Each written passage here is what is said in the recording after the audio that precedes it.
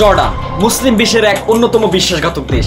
আজ জর্ডান সম্পর্কে আপনাদের কিছু কলুষিত অধ্যায় আপনাদের সামনে তুলে ধরবো। দেখুন, জর্ডান কিন্তু 1992 সালে ইসরায়েলের সাথে একটা মৈত্রিক তথা বন্ধুত্বপূর্ণ সম্পর্ক বজায় রেখেছে, সেটা এখনও বহমান আছে। বিশেষ করে জর্ডানের প্রতিরক্ষা তথা আকাশ প্রতিরক্ষার খাতকে যদি আপনাদের সামনে একটু বিশ্লেষণ করি, জর্ডানের উপর দিয়ে যদি কোনো ইসরায়েলের বোমানো বিমান তথা মিসাইল হামলা, রকেট হামলা যাই বলুন না কেন, সেটা যদি অন্য মুসলিম দেশের উপর গিয়ে পড়ে, তাদের কোনো মাথা ব্যথা নিয়ে নেই।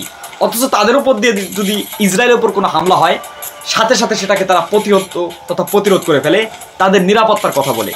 এই হচ্ছে জর্ডানের নিজেদের সামরিক কৌশল তথা নিজেদের একটা মনোভাব। এখন জর্ডানের একটা জিনিস শুনে আপনারা অবাক হয়ে যাবেন, আর অবাক হওয়ার কোনো কারণও নেই বলা যায়, কারণ জর্ডান কিন্তু পৃথিবীর ইতিহাসের প্রথম থেকেই একটা বিশ্বাসঘাতক দেশ হিসেবে পরিগণিত হয়েছে। বিশেষ করে লোহিত সাগর যেটা আছে, মৃত সাগর বললে অনেকে চিনবেন, এই মৃত সাগর কিন্তু জর্ডান অবস্থান করছে।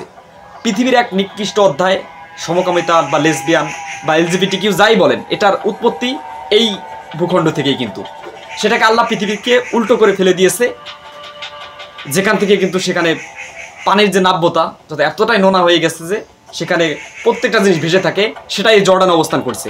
আর এই জর্ডানের সাথে ইসরায়েল তথা ইহুদি দেশের একটা চরম সম্পর্ক বিদ্যমান, সেটা আমরা বিভিন্ন সময় লক্ষ্য করেছি।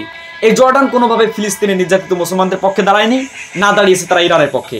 তারা বরাবরই ইসরায়েলের পক্ষে কথা বলেছে, ইসরায়েলের পক্ষে কাজ করেছে। জর্ডানের প্রায় 90% মুসলমান সুন্নি মুসলমান। সেই দিক থেকে তাদের যে একটা অবস্থান এবং মুসলমানদের বিরুদ্ধে তাদের যে একটা ঘৃণা, সেটা কিন্তু নিঃসন্দেহে বলা যায়। এবং তাদের এই যে একটা অপপ্রয়াস, বিশেষ করে আগামী তৃতীয় বিশ্বযুদ্ধ যদি শুরু হয়, তারা পুরোপুরি ইহুদি, ইসরায়েল এবং আমেরিকার পক্ষ নেবে, সেটা আমরা দেখতেই পাচ্ছি। এবং জর্ডান কোনোভাবেই মুসলমানদের পক্ষে তো দাঁড়াবেই না, মুসলমানদের পক্ষে কথা বলবে না। তাদের যে একটা আঞ্চলিক প্রভাব, তারা একটা অন্যতম সুন্দর দৃষ্টিনন্দন নগরী, তারপরও বলতে হয় তাদের যে একটা বাণিজ্যিক যে একটা খাত, সেটা সম্পূর্ণভাবে ইহুদিরা এবং ইসরায়েলরা পুরোপুরি নিয়ন্ত্রণ করছে। এবং তাদের দেশীয় আভ্যন্তরীণ রাজনৈতিক ব্যাপার স্যাপারটি আরও কলঙ্কজনক অধ্যায়। তারা মুসলিম নেতৃত্ব বা মুসলিম যে একটা কার্যক্রম, সেটাকে ধর্ম থেকে রাষ্ট্রকে বেরিয়ে রেখেছে। এই হচ্ছে জর্ডানের প্রভাব। জর্ডান কোনোভাবেই মুসলমানদের সাপোর্ট করবে না এবং করছে না, এবং ইতিহাসে সেই আলামতটিও কিন্তু আমরা লক্ষ্য করতে পারি নাই। যাই হোক, জর্ডান নিয়ে আপনারা কি বিশ্লেষণ, সেটা অবশ্যই কমেন্ট করে মন্তব্য করে লিখে জানাবেন। এবং মুসলিম বিশ্বের এক অন্যতম বিশ্বাসঘাতক হচ্ছে এই জর্ডান, যারা বরাবরই মুসলমানদের বিরুদ্ধে কাজ করছে।